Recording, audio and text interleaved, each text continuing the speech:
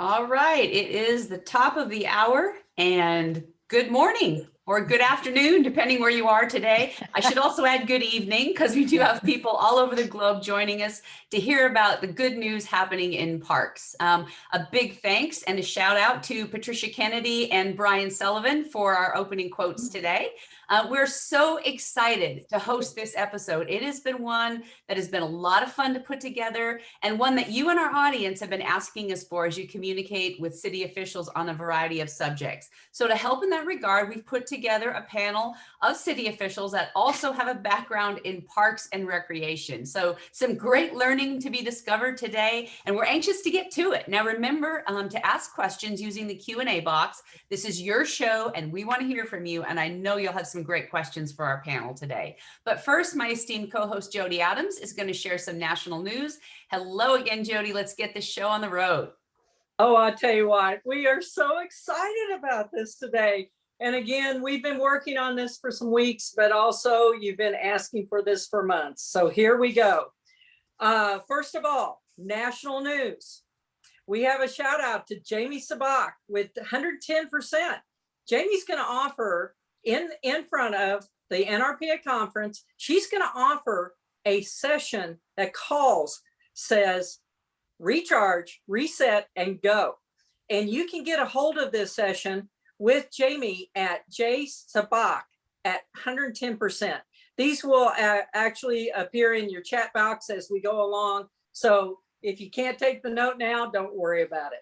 Also, Jamie has just put out, and we all know Jamie's one of the most creative minds and innovative minds in our country, in our field.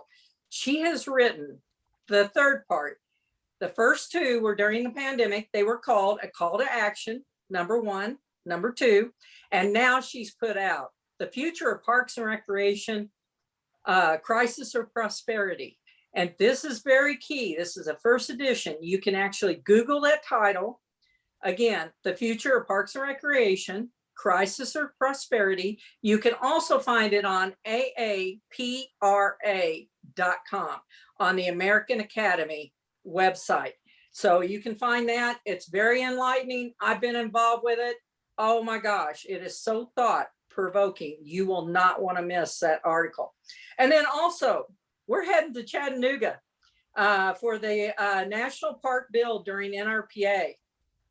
This will be a brand new park in Oak Grove neighborhood area. This is exciting in the southeast area of the city. They need it. And also, they will be addressing the 3 pillars of NRPA, of course, the health, wellness, the equity, and of course, conservation and climate change.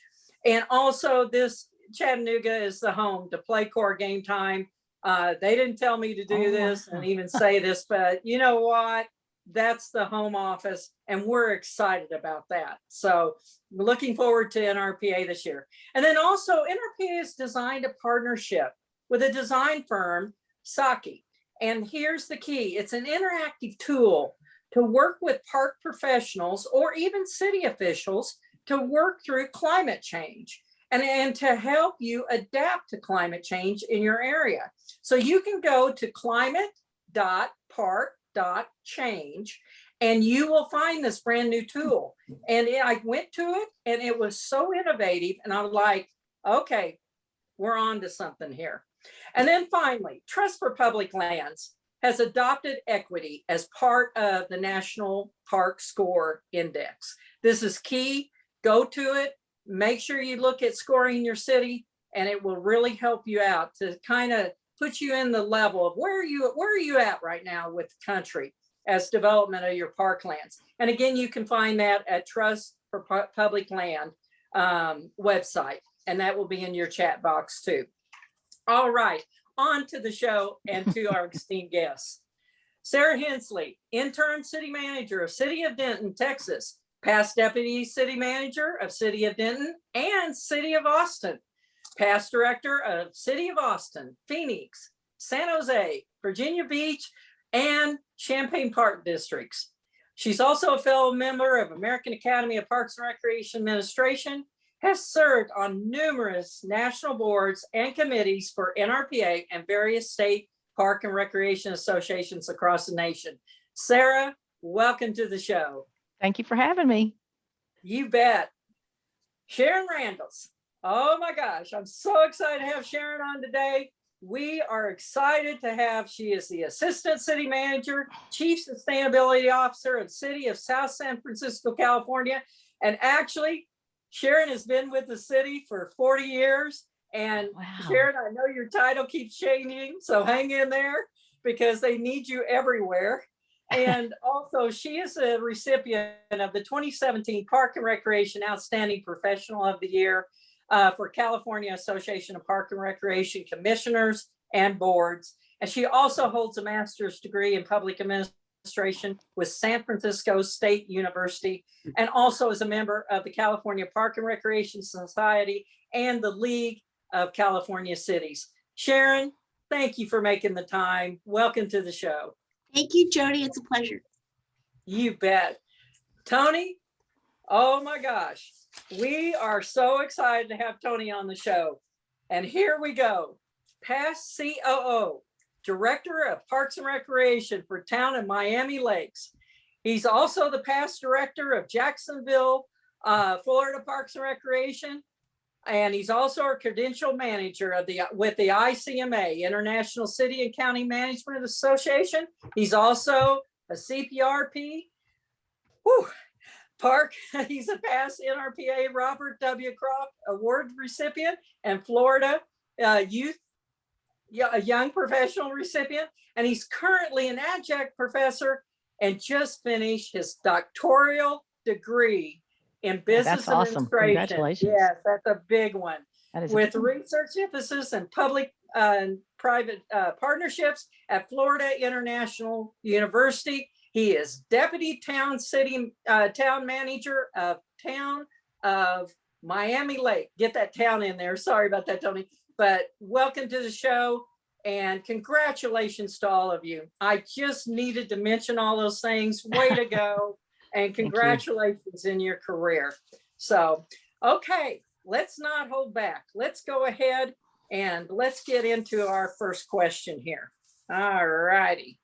Sorry about that. I kind of got a little mixed up here.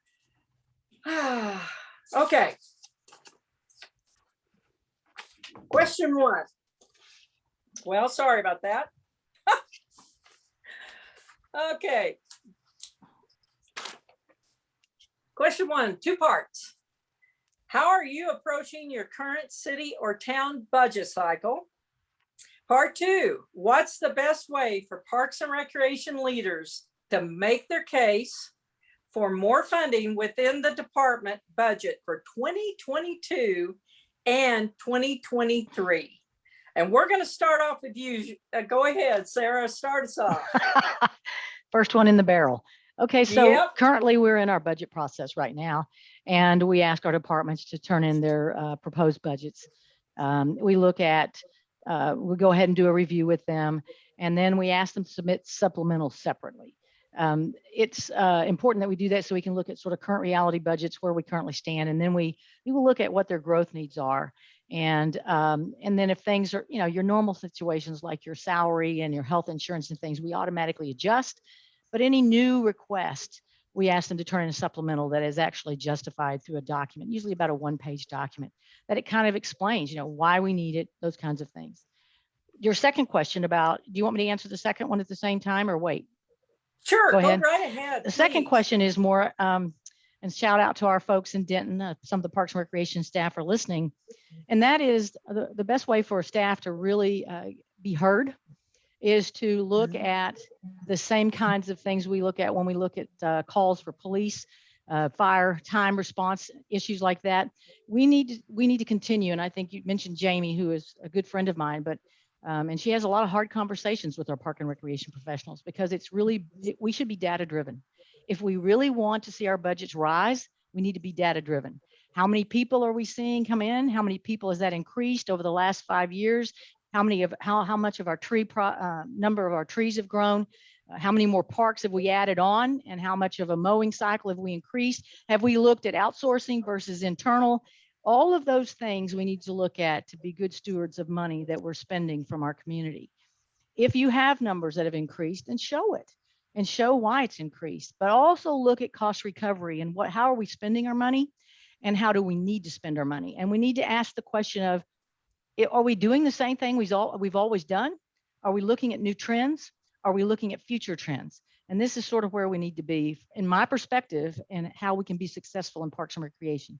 Parks and Recreation should be one of the top 3 departments in the country, in your department, in your city, and they all should be funded appropriately. But if you don't have the data, you're not going to get the money. You know, you just nailed it. Absolutely. And you know what's great? That type of response of what you're just talking about creates huge respect, not only internally, but externally. You're so on. Thank you, Sarah. You're very welcome. Sharon, let's hit it. All right. Well, thank you. I certainly agree with everything that Sarah said. I think metrics are really important. But I would have to mention this is a pretty unusual year. Last year, we furloughed about 250 part-time staff. And that was because we couldn't operate many of the programs that they were closed. So we had to furlough an awful lot of part-timers. And I'm happy to say that we were able to get them restored in next year's budget, which is really great. And so it'll be an unusual year.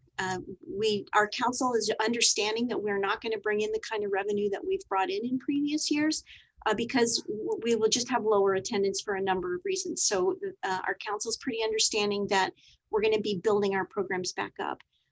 But certainly metrics are really important. You know, I also just wanted to mention, of course, there's 2 parts to your budget, your operating budget and your capital budget. Yes. And so you have to kind of approach both of those. Something that happened in South City that I'm really grateful for is we passed a bond measure in 2018, we passed a half-cent sales tax. And so we've been selling bonds in tranches in order to do capital improvement projects. And that's just been huge for us. So we're building a new community center, a new police station, and hopefully a new swimming pool, all with bond funding. But there's just so much upfront work in going to the community and making your case for why. It's a multi-year process in order to get that kind of funding. The other thing I wanted to say about your budget is to think about what are the political problems in your city? What are they really dealing with? Is it the environment? Is it social equity? What are the big issues that we're trying to solve? And then just think about Parks and Recreation. We're right smack in the center of all of those things. So you have to demonstrate how you can help solve those problems through Parks and Recreation. Boy, Sharon, you really hit it. We are problem solvers, and we many times are doing these things, and all we're going to do is continue to do them, even in a more innovative way or more dramatic way. The bottom line is we can help those social situations. So we know that with our citizens. Tony, bring us home on this one. Thank you. Thank you, Jody, and great feedback from the esteemed panel that we have here today. And, you know, for us, our business model may be a little bit different than some traditional type of cities and the way they run their business. We outsource the majority of operations in our community, and we deliver a whole host of services, almost a full service city with 40 employees. And we have 33,000 residents. I like to say it's pretty much 1 employee per 1,000 residents. And, you know, one of the things, fortunately for us, is during this pandemic, we were able to sustain our current operation levels without taking too much of a hit.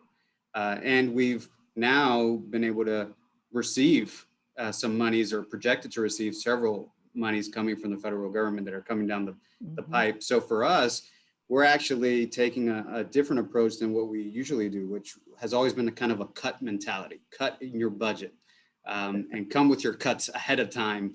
This time, we're actually taking an opposite approach and give us your wish list. Each department, give us your dream budget, and we'll work down from there. And we've also been able to have a successful budget process because we're in constant communication with our elected officials. We've instituted sunshine meetings in between budget hearings in which the elected officials can also hear from the public. And we do 2 of those now, and we've implemented 2 of those meetings within our budget cycle. And we found those to be very helpful. So by the time we get to the hearings, a lot of the stuff that the community has been asking for, or elected officials have been asking for, have been flushed out by the time we've gotten there. Now, for those parks directors that are wanting to make their case, and one of the key things that I would tell all of you is you need to find champions in your community that back your services, both in the community and hopefully also on your political boards or elected officials. For us, we have a strategic planning process that we do every 10 years, and we were able to assign elected officials parts of that strategic plan, and they agreed to be champions of those pieces of those strategic plans. We've taken a step further, and we actually put that strategic plan on a map where residents can actually see the progress of these projects live, from plans to budgets, real time. They can go and type in their address within their city and see what projects are happening around them. So we've been able to really visualize our budget and the projects that are coming with those taxpayer dollars, and also have champions that are automatically attached to those projects.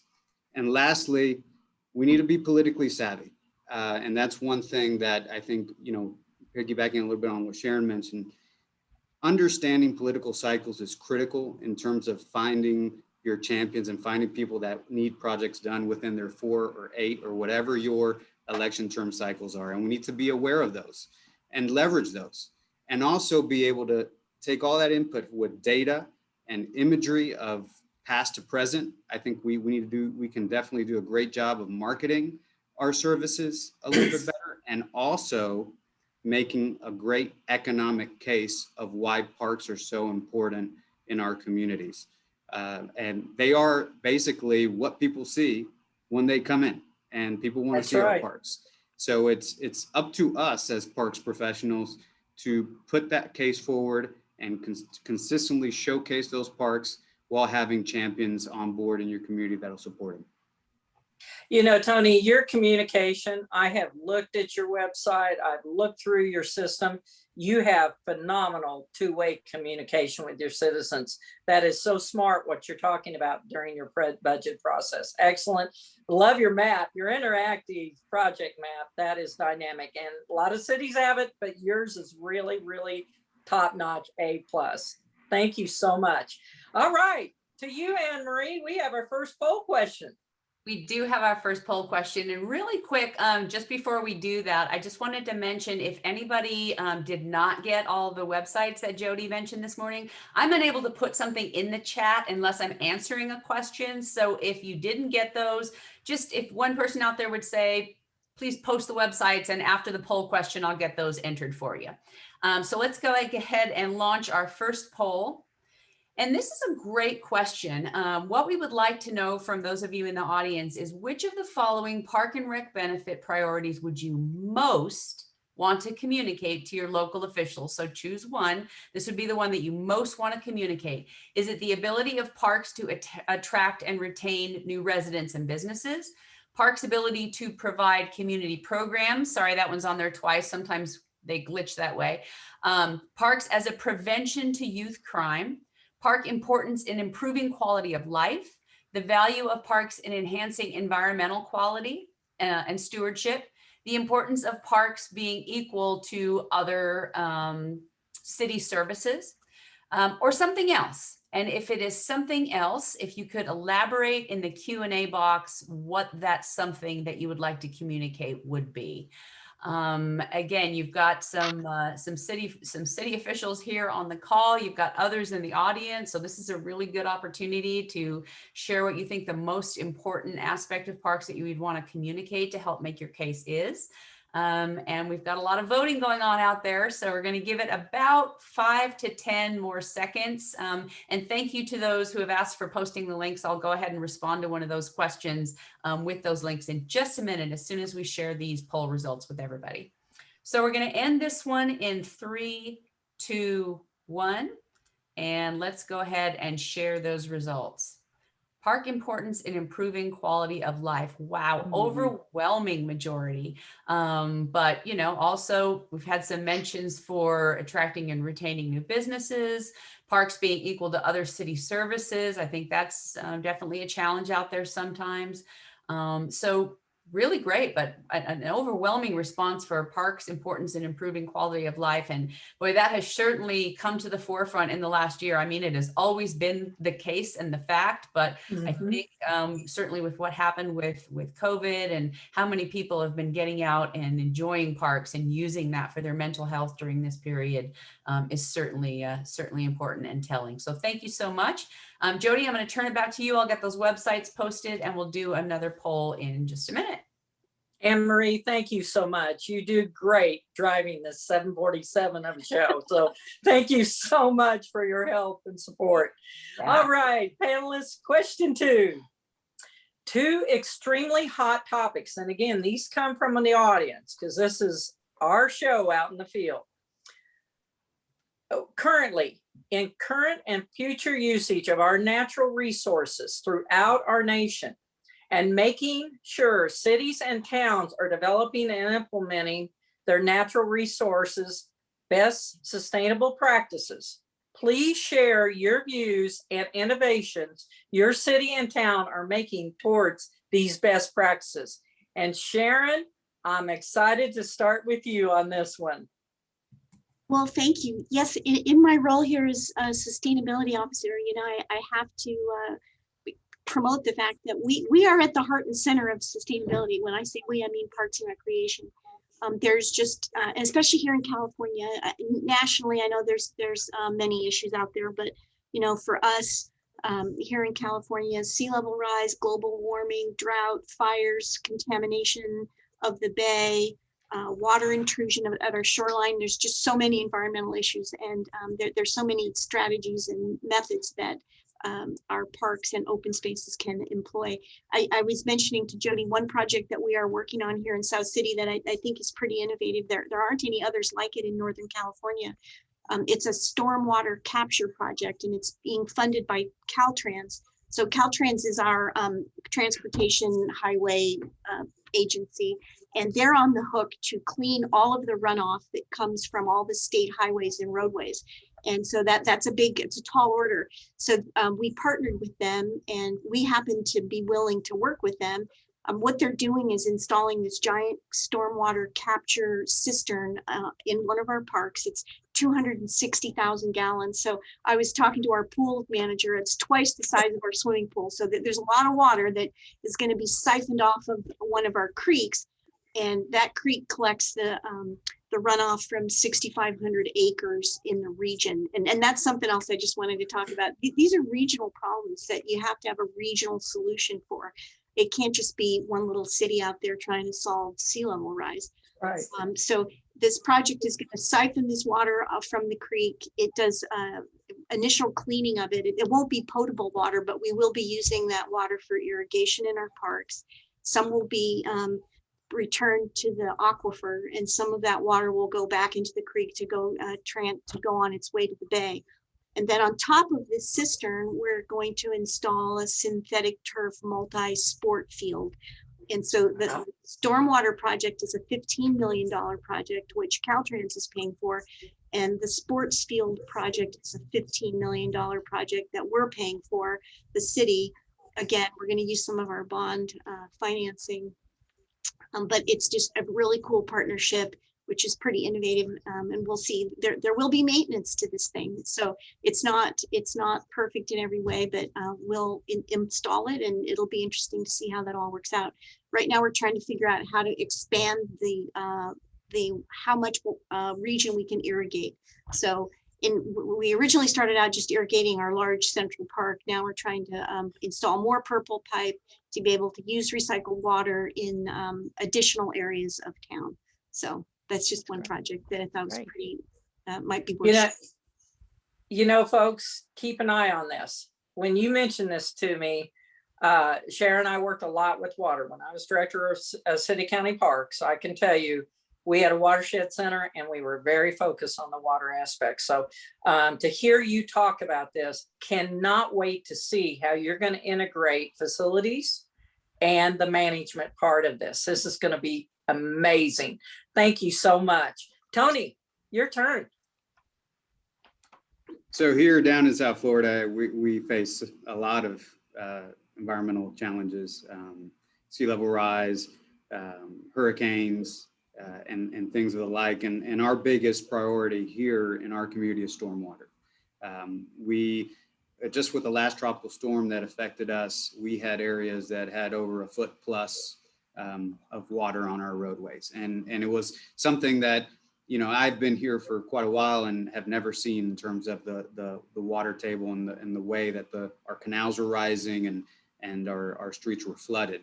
So we've been able to convince our council here to provide, you know, millions of dollars of bond issuances to help support our stormwater program.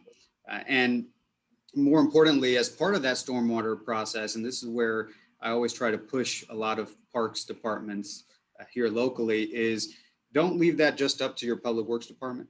That's right. Make sure that you're at the table when they're having those discussions. We have a philosophy here of, if we're doing a stormwater project, it's a great opportunity to basically convert a roadway, convert a street, and also develop a linear park experience amongst those types of projects. And sometimes leverage those same type of dollars, whether it be enhancing your tree canopy, which is a huge priority here in our community. Take advantage. If you're getting any of those types of dollars, especially now with the American Rescue Plan dollars that are coming down, there's going to be a lot of. Oh, we lost him. Oh, we lost you. There you go. There's a lot of those types of projects happening. And did you all catch the beginning? Yeah, we caught it all, Oh, we other than did. you just Okay. when you got back on. As much. Okay. So those are some of the priorities here. Another thing that we've done is we moved away with our fertilizers in our parks into not using glyphosate-based fertilizers. And that was a big priority here in our community, especially in our park system and around our lakes. And another big push that we have is around mobility. We have a Greenways and Trails Master Plan that we've been able to roll out throughout our community and been successful in gaining a lot of state funding around transportation alternatives. We've built tons of greenways and trails, and this is all an effort to get people out of their cars and try to move within our community, whether it be on their bikes or walking. We've had incredible community bike ride support here. We actually did a one with food and wine, or food and wine type of bike program that was highly successful here in our community about a year and a half ago. And lastly, one other thing that we've been encouraging in our communities is code changes to help people within their homes and within our own properties in our parks to push to more environmentally sustainable practices in terms of their buildings and their facilities. So we're incentivizing and pushing for that within our own community. Well, again, Tony, that engagement with your citizens, you're including them in your process. They know what you're not only doing, but you're also trying to help them. Excellent, excellent job. Sarah, take us home on this one. Well, I actually two great examples with Sharon and Tony of the things that they're doing to really support how important parks are and how they play such an important role in what the city does overall. And I think, I've had some experiences in Phoenix and of course Austin, which are two different cities, but much alike. In Austin, we have we had a big sustainability program. We worked with the Corps of Engineers to bring areas out of the floodplain because of the new floodplain maps and how it had changed. And then that was an opportunity then to turn those parcels of land into parks and other things. But the other part of it is looking at food deserts, and the social equity piece here is so important. And so it goes back to the budget discussion. We look for ways to justify and emphasize to our elected officials and to our residents how important we are. And it's so important for us to look at the social equity issues, sustainability issues, because we play such a huge role in that. And so when we prepare our budgets and when we talk about the importance of what we do, we need to tie them to those items of all the good things we do. Integrated pest management plans and how we are, like Tony said, not using those dangerous chemicals anymore. But how do we take a park and turn it into community gardens, to turn into food forest, exciting programmatic areas for food forest, and a whole new way of getting kids outdoors. Looking at how we use technology to talk about heat island and the heat island effects. And of course, I was educated just the other day about the fact that no longer do we use drones, but the technology is there from satellites to look at heat island effects. And so we're doing that here, and our wonderful Parks and Recreation director is looking at that. But I think we also have to look at how we tie this into the economic development. And that's why when Tony talked about being at the table, that is exactly right. If you're not at the table in Parks and Recreation with all the other developments going on, whether it's stormwater, water, wastewater, and modeling, you need to be there, because when they start looking at where they need to put these this infrastructure, many times we play a role in that, and many times we can create more opportunities there. But I really, again, a shout out to Phoenix. They have a park that goes over the interstate. It's called Hance Park. They call it Deck Park, and that has worked in partnership with NBA and other things to create green space over an area that's usually not a green, it's concrete. And so I think if we can create those opportunities and show the viability of what we're doing, tie it to economic development, tie it to sustainability, tie it to environmental issues, preservation, conservation, I think that carries Parks and Recreation a lot further as they request more dollars. Got to have the data, but I think it's important that we look at those things. Sarah could not have summed it up better. You nailed it with Tony and Sharon and you in the end. I'll tell you right now, this natural resource piece, we can be so much of the solutions and the drive, and actually the innovations of leadership. And you all are doing that. Excellent job. Thank you so much. And Anne-Marie, over to you for the next two polls. Absolutely. Thank you. Yeah, so it's interesting that you were all talking about sort of the regionality that you face with climate and natural resources. So we want to ask a question about that. What natural resource is most affecting your current or future facility development or operations? Is it around water, land, air quality, climate change in general, or is it something else? And if it's something else, please let us know in the Q&A box. Again, we can't predict all the answers that we'll get. So we want to make sure everybody has a voice. So if there's something else that is affecting your community by way of natural resources, please let us know. Interesting question. It's really surprising. We were talking in the practice session about this and how, if you're on the coast, sea change and rising sea levels is absolutely on the forefront of your mind. Might not be something that even crosses your mind if you're in the center of the country, right? But you have your own issues and challenges there that may not happen in other areas. So very interesting question. We've got some voting going on here. It's slowing down just a little bit. So we're going to give you about 5 more seconds and then we'll share the poll with everybody. All right, so let's do that. So land, interestingly, was the top, followed by water, obviously our two major ones. Jane in our audience said flood mitigation, stormwater management, partnering with Public Works on that. So that's a great response. Thank you for that. If anybody else has another response, we certainly would love to hear it. But let's go ahead and go to our third and final poll question for the day. And this is actually a setup. This is going to seem kind of random, but it's actually a setup for the next thing that we're going to talk about, because this is certainly a challenge that's going out there today. What we would like to know is, with all the needs for summer staff and parks ramping back up, what advertising media has been most successful for you in helping attract new staff? Is it social media? Is it your website? Radio, signage? Signage would be like billboards, signs in the park, signs maybe in windows of stores, but signs in general. Word of mouth, maybe some old employees or old summer staff that you have, talk about it and send other folks in to apply. Is it school newsletters or media? And that can be at both the high school or college level. Or is it something else? And again, if it's something else, we want to know what that is. So go ahead and put it in the Q&A. Interesting question, because I think this one is regional too, and also has to do with the age. Obviously, if you're appealing to younger people, which is often the case for summer jobs, there's certainly certain ways that that you can appeal to them. And so the voting's slowing down. I think this one probably won't be a surprise, but let's go ahead and share those responses with everybody right now.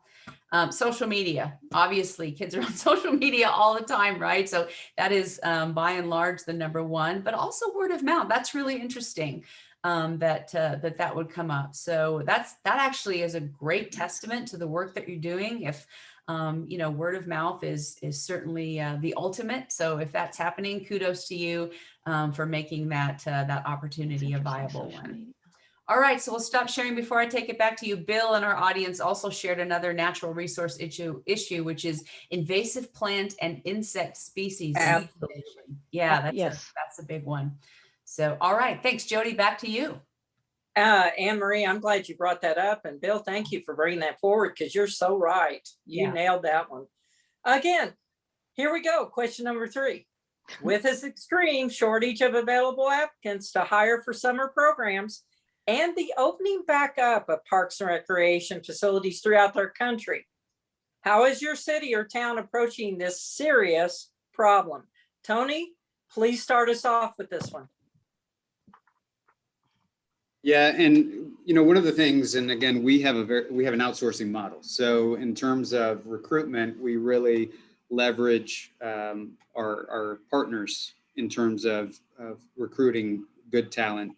But specifically, I really want to put in a plug, since you know, having a background as an adjunct lecturer at a university, partnerships with your local college institutions, your community colleges, you need to make them.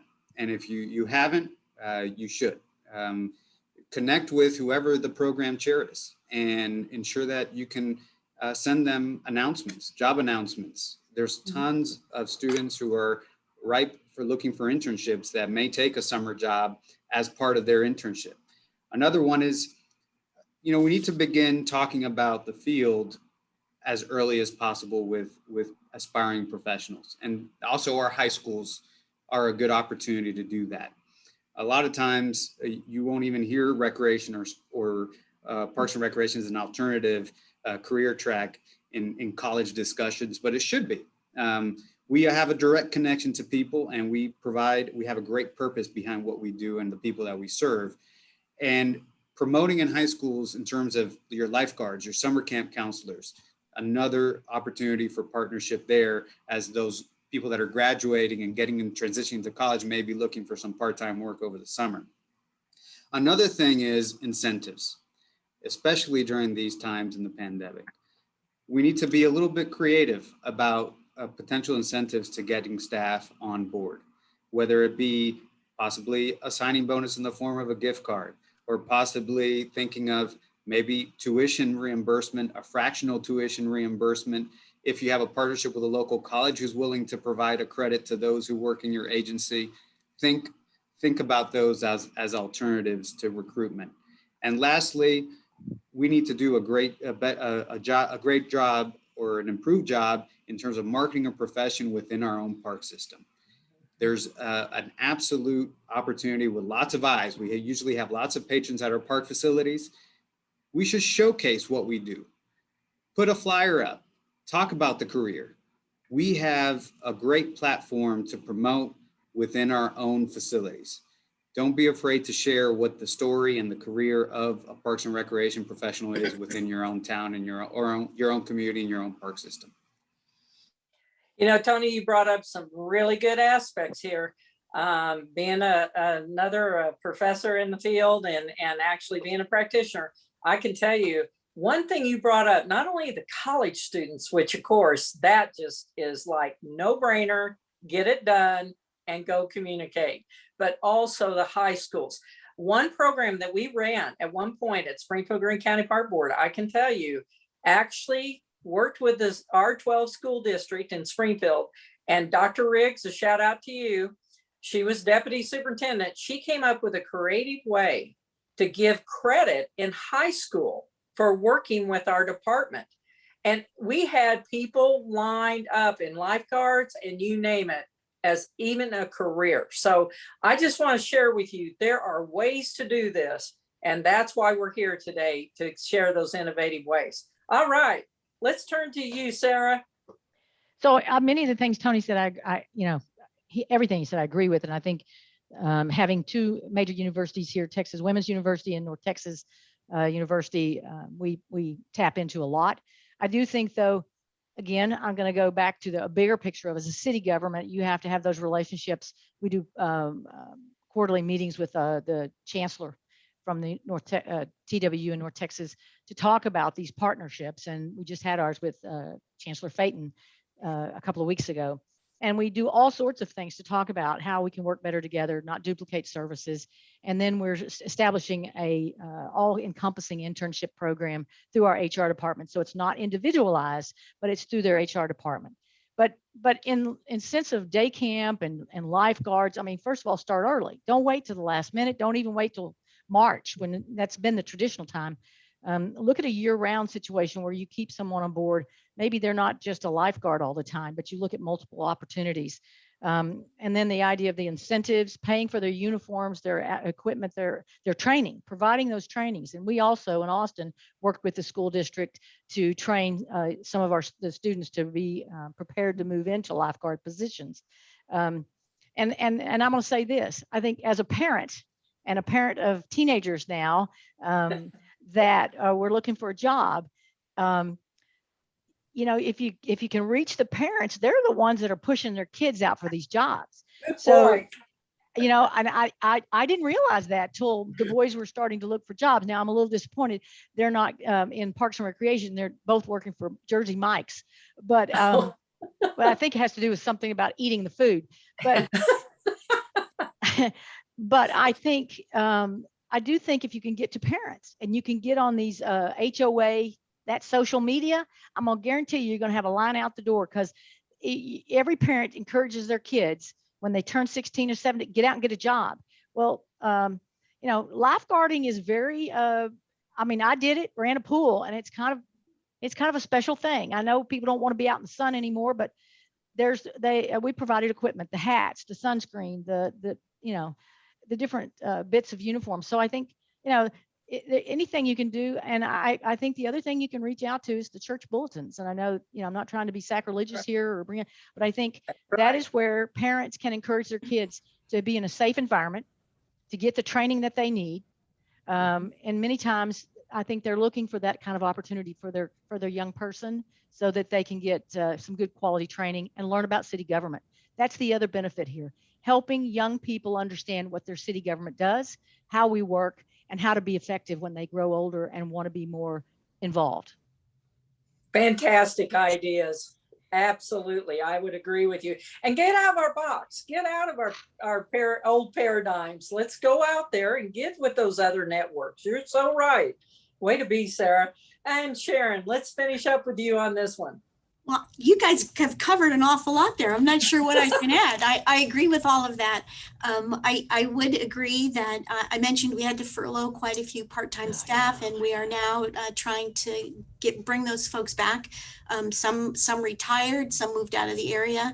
Fortunately, I think we are finding that we're going to have enough staff to run our summer programs, because again, I get the feeling other areas may be more open than California. We're just really beginning to, after June 15th, to be able to reopen many of our programs. But I would say here in California, we have a website called CalOps, and traditionally all public jobs are posted on CalOps. That's been a really good source for us, but we've had to really branch out from that, particularly for part-time positions. So I talked to the staff before today and asked them, what do you got? What have you guys found that's working for you? And they're telling me that Craigslist and ZipRecruiter, some of those sources, which we don't normally look to, have been really helpful. The other thing we've been doing is including job announcements in our activity guide, which has been good, because that thing goes out to every household in our town. And also, of course, social media and on our Facebook, that's been really good. Another one I might suggest is if you have a job train center in your community where they're training folks for different kinds of employment, maybe restaurant workers that were displaced during the pandemic, to make sure that your announcement, the job train folks know that you're hiring. We also, and I don't know if anybody mentioned this, but of course for the swimming pool, if you have a swim team, those have been a great source of staff for us at the pool. And the other thing I wanted to mention that wasn't talked about so much is older adults. Yes, Some yes. of our best part-time staff are retired folks. We have our class aides and senior center staff and teachers, a lot of instructors, preschool staff. So retired people have been, or older adults in general, have been a really great source. So our senior center has been a great way to kind of get some of those opportunities out there. You know, I want to plug too. You are dynamic in senior programming. I've been in your community. I've been with you. You have been the stalwart of this. So I just want to give a shout out. Please go to their website. They've got some of the best senior programming ever in the country, and you cannot be second to none. So again, thank you so much, Sharon. Thank you, Sarah and Tony, because this has been a huge, huge strive in our field for golly. The last month I have heard from the mountaintops, from the lake, just shouting, please help us with that. So thank you so much. Now we are to the special time in our show for some special recognition. Anne-Marie, back to you. Awesome. And before we get to that, I just want to share a couple of comments from our audience on this last topic. Jan from Lake Oswego. Hey, Jan, I'm waving to you from Welch's, Oregon, just down the road. She uses a combination of many resources, including media, e-newsletters, printed, social to reach people. So that's some great information. And then Vonda suggests the fire department helps recruit and train lifeguards. So if that's a connection that you can make, that's certainly a fantastic tip. And then Patricia says, talking about getting staff by contacting schools, there are numerous men and women, young ones coming out of the military cycle looking for jobs. So that might be another. Oh, excellent. I would also suggest scouting groups. I will tell you that I work with a lot of scouts, especially the older ones looking to do their Eagle Scout project. And I can't tell you how many of them are doing things for Park and Rec, whether it's refurbishing something, planting a garden, building a dog park. There's a lot of different things like that. It's interesting because you think about young people, especially, high schoolers, and you know what you're exposed to, right? And so you know what your parents do and maybe what your friends' parents do. But I think there's such an opportunity there to educate young people. And I know a couple of you mentioned that, going to the schools and just talking about, the service aspect and the whole Park and Rec idea as a career, that they may not even have thought of that as an option growing up. So I love that idea, not just for summer camps, but also to create our next generation of stewards. So congratulations, everybody. You're doing some awesome things. All right, let's talk about, this is seriously the absolute favorite part of the whole show, and we call it Good News in Parks about Great People. And this is where we give our panel an opportunity to talk about someone or some people on their staff and some great things that they've done. So we're going to start with you, Tony. Tell us about Daniel. So, it's great to be talking about our staff. I mean, we have an amazing staff across our entire Parks Department. And, I thought it was a great opportunity to showcase its leader. Daniel actually started as a Parks and Rec kid in a local community here in Miami-Dade, and ended up working in code enforcement in our town. And from there, he made a transition to Parks and Recreation, kind of, I guess, coming home to where he started his career and his passion, and ultimately served as my assistant and a community services coordinator here for a couple of years. And he has really grown and in following my footsteps in terms of leading this department and making it even better. And the way he's done that is really pushing a lot of different initiatives around sustainability. He spearheaded and was behind that transition from using harmful chemicals in our community and was a big proponent of it. He's offered up lots of solutions in terms of developing park properties within our town, and he's been amazing in community engagement. He's a resident of our community, and our elected officials enjoy communicating with him and are open with him and sharing ideas. And one of his recent accomplishments, he recently developed a park for a young man who passed away in our community. And he was in the forefront of that project, and he really made it shine and stand out, and in memory of that young man. Lastly, he's now spearheading probably our largest park project in our community. It is a multi-purpose recreational complex that he's been planning and pushing, and I look forward to him pushing that to success, and it's really going to be a community changer in our town. So kudos to him, and we support his hard work 100% here in our town. That is awesome. And congratulations, Daniel. I mean, sounds like some real amazing dynamic projects going on. So thank you, Tony, for sharing that information with us. Okay, let's move on to Sharon. Tell us about Greg. Oh, muted. There you go. Yes. Okay, thank you so much. So the person that, what the assignment was to talk about a person who's gone above and beyond. And I have my notes here, I gotta pull them up. And the problem for me was just selecting one person, because I have to say, in this year of the pandemic, Parks and Recreation has just stepped up unbelievably in so many ways. All of our folks, many of our people have been on site. They've been here every day, whether it's park maintenance, building maintenance, childcare, preschool. These folks have just been amazing. And so Greg is the Deputy Director of Parks and Recreation. It's here in South San Francisco. And he assumed that role when I came up to City Hall as Assistant City Manager.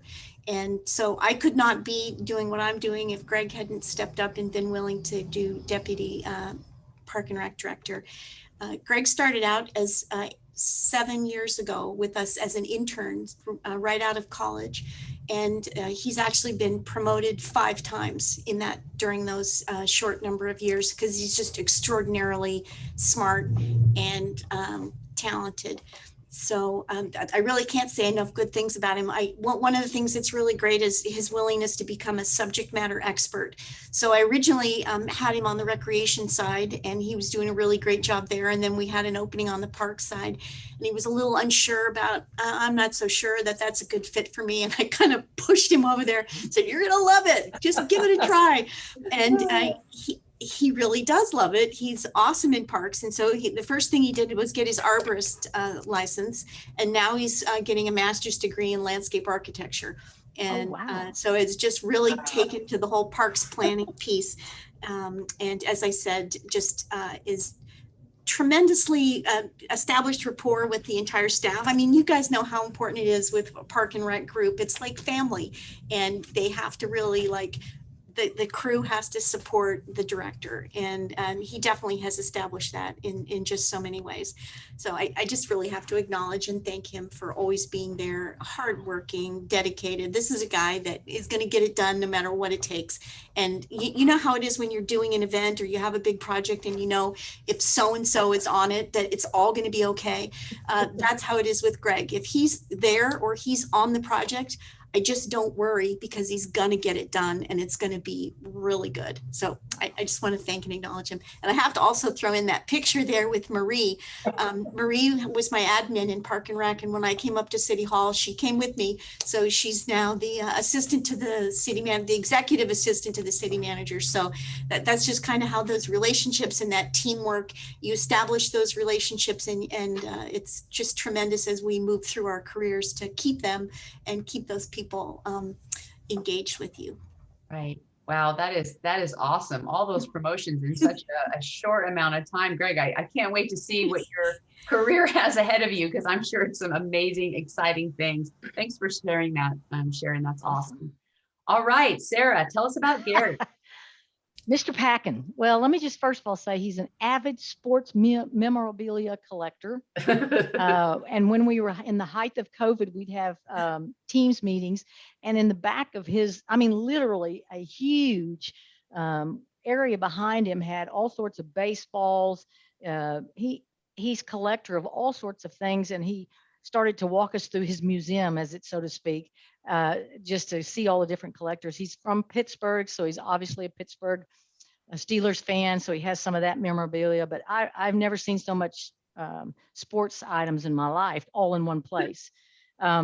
Gary is our director of Parks and Recreation. He came to us via Arlington, Texas, where he had created some wonderful partnerships with, the Texas Rangers. And he's, just a very creative, very innovative guy. He's forward thinking.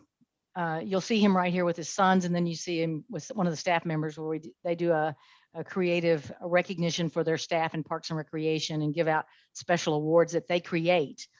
But he takes on different projects, and he's taken on other responsibilities. He's also over the public art committee, and he's actually turned that into such an amazing opportunity to put public art in our park settings, but also in our overpasses and things that highlight some of our outstanding leaders in this community that would not have been recognized.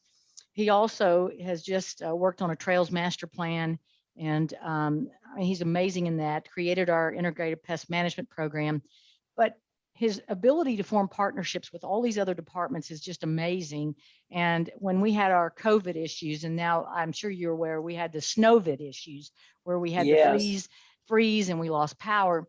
I mean, Gary was out there dealing with helping us deal with the social issues of handing out water, delivering water to apartments and so forth. And then he also, I think what's really exciting is he's working on a park dedication and park development fees, which we get from the developers, and they can either donate land or donate fees in lieu of. And he's working on that. I think the thing that I'm most excited about his creativity is two things. One, he's working with a major player to look at a major sports complex that we would not actually have to build or run, but it would be something that we could have that would serve not only our citizens, but bring tourism dollars to the city. And second, he's working with our park foundation to create a park beer, named beer with our local brewery. And that beer will have a park name. I don't know, I came up with Quaker beer because we have a Quakertown Park, but that beer will be sold, and the part of the proceeds of that beer sales will go to the park fund. And so he's an amazing guy, there's no doubt. But I will also give a shout out to the staff at the Denton Parks and Recreation, whether it's maintenance or senior staff or rec center staff or sports staff, aquatic staff. These are amazing people that he's pulled together to hire that do a tremendous amount of work on, certainly, as you all know, a very limited budget compared to other budgets across the city. So kudos to our good friend Gary Packin, but also kudos to the staff at the department who every day create opportunities to make a difference in all of our community members' lives. Oh, that's exciting. That beer idea is really interesting. I mean, that's very clever thinking, and what fun. I love it. Well, and he went over and talked to him. They're like, sure, we'll do a local beer, and we got to come up with a name that's indicative of parks. And then the proceeds goes to, well, this is a great idea to help generate opportunities and money for your department. And, I'll leave it to Gary. I love it. All right, so if anybody in the audience has any ideas for that beer name, just go ahead and chat those in there. And I'll let you know how it tastes. That sounds great. Couple more comments from our audience. Cindy says that they have a school that's providing lifeguard training as a course for PE. So there's a great recruiting option. You can look into your schools and see if they're offering any courses like that you might be able to use as a resource. So that's great.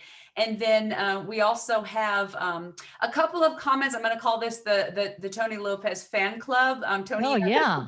Some shout outs here in the audience from Cesar Garcia and Tony Lamazares. Tony, I hope I didn't slaughter your name. Just exciting kudos to you from there. So good information. Another audience question comment from Jane in our audience says the majority of agencies are facing massive infrastructure needs in terms of long-term maintenance. This issue is rarely talked about, but must be addressed. Do any of you have any comments about that issue? Do. Yeah, go ahead. I will. That is absolutely true. It's also absolutely something that Jamie Sabak in her articles talks about, which is, let's face it, when Parks and Recreation, it's so exciting to be able to put a new park in and do all this new stuff. But just like any function in a city government, we have to look at what kinds of dollars we have for a longer term issues regarding to maintenance and replacement funds. We haven't always been very good, even as cities, to set up drainage funds and long-term capital programs for water, wastewater, looking at the capacity of water and wastewater. Do you have the capacity for that economic development and that growth? And so Jane's absolutely right. When you plan your budget, when you do your capital plans, you also need to look at the impact to the general fund and to the overall city budget. That there's no doubt. Jane Addams is quite a leader in Parks and Recreation, and she's phenomenal. So Jane knows what she's talking about, that's for sure. And I think the opportunity to use bond financing is something a lot of cities don't do. And I think that's something worth exploring. Tax measures to support the payment of bonds is something that we have to look at. And park fees, we recently, many cities have park fees. They don't always evaluate, are they up to date? Are we building in an increase annually for park fees? And then I think also there's other creative developer fees, whether we have a childcare impact fee, we have a public art developer fee. So there's a lot of fees that can be put on the developers to kind of help with some of the infrastructure needs that we have. We're building 2 childcare centers with childcare impact fees, which isn't exactly what Jane's talking about, but she's right. There's a tremendous backlog of maintenance, and because we don't do a good job, as Sarah said, we build things, but we don't always build in what is the ongoing maintenance cost of in perpetuity of taking care of this facility, and the replacement when it needs a new roof. We're always begging for general fund money for these kinds of things, which is just, it makes no sense. That's not how businesses don't operate this way. That's right. Yeah, and I'll chime in. And one of the things, and this actually was a council member who brought this forward, is we established an infrastructure renewal and replacement fund in our community. And we passed an ordinance around that with a minimum level that must be kept and maintained there annually of and depending on the size of but for our community, it was $150,000 that had to be maintained in this fund for the sole purpose of maintenance of capital and capital improvements. So if our AC went out, we should plan for that, and we have this dedicated fund to handle that, and we would be increasing this fund as capital projects would come online, and we understand the lifespans of each of those pieces of equipment that are within a respective facility that need replacement every 5, 10, or 15 years, or whatever it is. And we're actually continuously revisiting that fund and the projects that need to be plugged in to ensure that we're putting in the right level of funding to maintain that fund in perpetuity. So, this was, I think, a great initiative and great thinking ahead. Way too many times people want to get their picture taken on a project that gets done, but don't think about paying for its rehab and its maintenance thereafter. So great point. That's a great point. Okay, Christy just posted, and I haven't had a chance to read this one, so I'm going to read it right out raw from the from the list here. She says we have a parks and open space master plan, and I'm trying to utilize that as a roadmap for budgeting, and I want to get them to create a park playground replacement fund. I'm meeting resistance because they say we are already getting a lot of money through bonds. I'm fortunate to have 2 amazing projects in partnership with Texas Park and Wildlife about to kick off. How do I press in and get them to understand that long-term maintenance? Well, one thing I'd say is, as Sarah said early on, if you have the numbers, I mean, you have to kind of do your operating budget and not just for capital improvements, but for staffing. How many staff is it going to take to run this center? Well, what are you going to do in this center and these new things that you're building? But I think that's where a consultant could really help you, whether it's, a construction contractor or a project management firm that can help you project those maintenance costs very clearly and scientifically, because you have the elevator, the roof, the HVAC system. There's a lot of things that are going to need replacement over time. Playgrounds, we should be paying into a replacement fund for all of these things, and putting into that fund every single year. We used to do it back in the 70s and the 80s. I think when the budget got tight, we stopped doing it. But it would be so great if you could do that. but you have to have the numbers and done by, you know, get a consultant to verify, because that, or maybe your engineering department, depending on what their strengths are.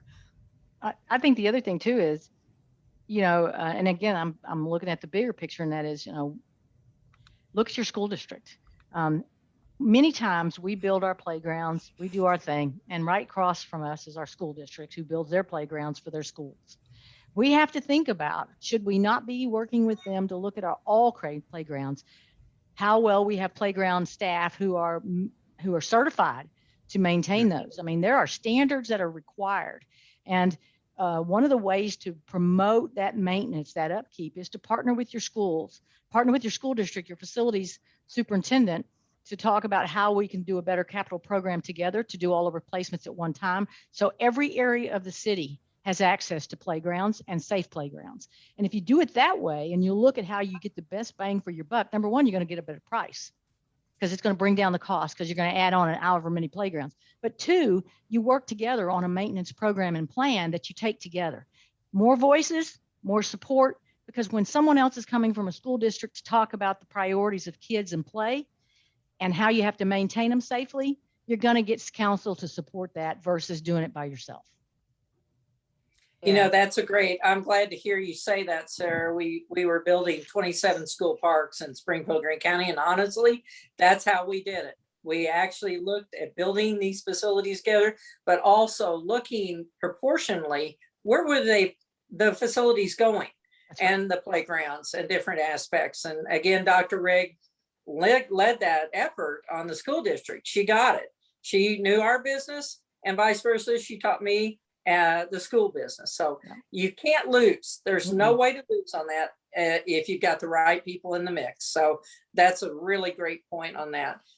Yeah. Also, I want to shout out real quick, Anne-Marie, I just got some Lincoln messages from Troy Hausman to everybody. Oh my gosh, he's so excited about everybody learning, Director of Wichita.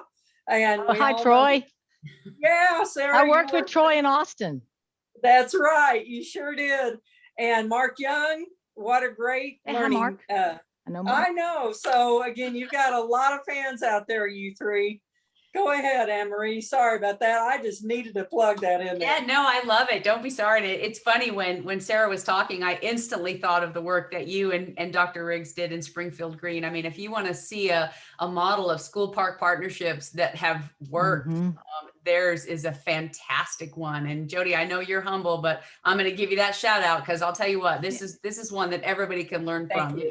It is some amazing work that they did out there. Well, they are carrying it on, and kudos to the Bob Belote, who has been on the show before, the director, and also Assistant Director Kim Reeser and Miles Park. And they've just done a tremendous job just carrying on. But again, it's seamless. It's all about being seamless. So, and all their staffs, you can have all the leaders you want to, but your staff from the ground up have got to be tremendous. And that's what they've got. Yeah. Thank you for the humble shout out to them. Well, it's absolutely true. We have a great comment from BK Kohler out in our audience who says cooperative purchasing programs can be helpful. They have co-stars in Pennsylvania. I know there's other cooperative purchasing programs that are out there like Omnia. I think there's others. So that may be a good way also to be getting great pricing. So thanks for that tip, BK. We appreciate it. All right, I do want to share, this is a new segment that we have just started recently, and this came directly from you, our audience, because there is a question in the poll or in the survey that you receive afterwards that says, what is going on in your community? What good news do you have? So we've started this new segment, sharing your good news. So we love this. When you see this in the survey, if there's any good news you want to share, please put that in there. There's always some great tips, and you're going to love these two. I am just in love with them. I can't wait to share them. Also, for those of you who are getting the CEUs from the session, I know some of you like to be really proactive and take that survey right away. So at the end of this presentation, I'm going to share that QR code. So if you want to screen snap that, go ahead and get your phones ready for that. It'll be coming up in just a second. So this first story came to us from Liz at Cleveland Metro Parks, who is, their whole department is getting really creative to solve some restrictions and budget cuts. So they built, you can see in this top photo here, they built these wood banner frames instead of Wow. Oh, wow, metal that's ones. nice. They caught the metal ones cost over $300, and they found that they were easily bending in some of the storms that they were getting. So they've saved over $200 per frame. And so far the wood is holding up great. And don't they look nice? I mean, they fit with the park theme so well. I just love that more than metal. They're very, very natural looking and beautiful. So what a great idea. They've Nice. also sourced leftover grindings from asphalt road repairs to use for berms along their roads and trails instead of buying aggregate. So that's a great cost saving message. And then this next one, I just love, look at these two bottom photos. So to promote social distancing, a team member actually made these wooden stanchions with ropes in between and then topped them with 3 different types of birdhouses. And on the back of the birdhouse, you can see in that little close-up photo there for the bluebird, they've written the type of bird that would use that house and the dimensions and measurements to make your own. Oh my gosh, this is the cutest thing. I just love it. What a great idea. And then finally, Liz shared how they are using the abundance of wood chips from downed tree branches to, one, give away to patrons, and then also to line and burn their asphalt multi-use trails. And they used to pay to haul these away. So now they've reversed that. They're not only saving what they used to pay, but they're using it and saving money on some of the supplies that they had to buy. So some fantastic ideas there. Thank you, Liz, for sharing those. And this is why we love to hear from, I mean, you know, we cannot possibly have everybody on the show, but there are some fabulous things happening out there and we want to know about them and share them. And then from North Riverside Parks and Recreation, this is from Teresa. Check this out. This is so cute. They weren't able to have their senior fair, but they gathered goodies from several organizations that had committed in the past to the senior fair or to seniors in general, and created these little bags stuffed with information and fun items. They were able to create those bags for more than 200 seniors. So even though their gathering was different this year because of COVID, they were able to put something together to help serve that senior population. And I just want to give a shout out to their Facebook page. It's down at the bottom there, facebook.com/NR Recreation. Check that one out. They do a great job of making these cute little flyers. They're always so colorful. They're posting new ones every week of things that are going on. And, you know, I could see how if I lived in that community, I would always be going to the site to look for what's happening that I can participate in, because they really do a great job with just all of the information. I mean, you can see here with the senior fair bags, they had the what's going on with it, all the other things that are going on there, and kind of how to participate in that. So super exciting information. And then finally, here it is. There's that QR code. So if you want to take that survey for today's show, you can go ahead and scan that right now. You will get a follow-up email in a day or so with the QR for that survey, but I know a lot of people are super anxious about that. So we want to make that available for you if you would like to take that survey now. And then we absolutely hope that you will join us in July. We have 2 episodes in July. One is the standard episode. That'll be Thursday, July 8th at 1 o'clock. And then we're putting together a special edition, which we're still working on for you. And we are really excited. Maybe Jody can give you a little bit of a hint on what that will be about. That one's going to be July 22nd at 1 p.m. As always, playcore.com/season2. We invite you to go there to register for these, and you can register for all the upcoming shows there as well. So we love to be able to make that easy for you to join us. And we certainly appreciate you in the audience for joining us on our show. And with that, Jody, I'm going to turn it to you to take us out. Well, that special edition is going to be on fire. I'll tell you what's great about it. It's going to be all about equity. And we've got some of the best in the country that are leading the charge to teach us, make us more global in our thinking, and make sure we get it right. So looking forward to that one. I just want to say to this panelist, oh my gosh, you have so many fans out there. We've missed you. We're glad to have you back on the show to talk to your fellow colleagues and friends.